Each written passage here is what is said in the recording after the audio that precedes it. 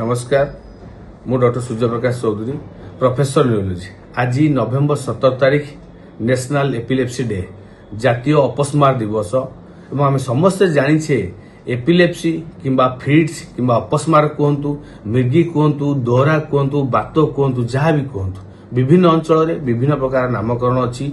गोटे न्यूरोलोजिकल रोग किंबा गोटे ब्रेन समस्या जदि ब्रेन में कौन कारण रक्त संचालन में बाधा प्राप्त हुए, ब्रेन स्ट्रोक हुए किंबा इन्फेक्शन हुए किंबा ब्रेन डेवलपमेंट खराब हुए किंबा कौन जेनेटिक कारण बहुत किसी कारण अच्छी एवं किसी मेडिसिन खाइबा द्वारा भी आमको अपस्मार किंबा बात होता है। साधारणतः यहाँ बहुत कम समय रही है 2 ରୁ 5 मिनिट रही है एवं जो आम साधारणतः अपस्मार बोली कही था हठात लोक मूर्छा होगा, हाथ गोड़ बंका हो हाथ गोड़ थरिबा, गोटे साइड हाथ बेंड हो गोड़ हाथ पूरा स्ट्रेट हो बेंड हो आखि ऊपर चढ़ी जावा, मुहरु फेण बाहर तो ये सब जिनस हूँ बातर लक्षण हो पारे।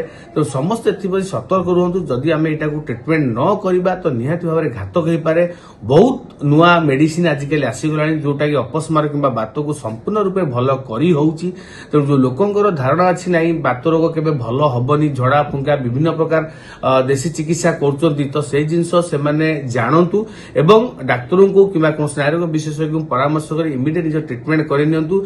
2 ରୁ 3 वर्ष मेडिसिन खाया पड़े जहाँ द्वारा संपूर्ण भाव में भल हो पार। तो समस्ते जानतु कौन बात कौन अपस्मार किंबा एपिलेप्सी कौन यथाशीघ्र डाक्टर पाखे निज ट्रिटमेंट कर नियंतु। विभिन्न प्रकार टेस्टिंग अच्छी, ईजी अच्छी, सीटी स्कैन अच्छी, एमआरआई अच्छी जहाँ द्वारा आम जापर बात रोग कौन। एवं गोटे कथा मुझे कहबी जो लोक मान धारणा अच्छी बात रोग के भल हुए अपस्मार के भल हुए से भूल धारणा।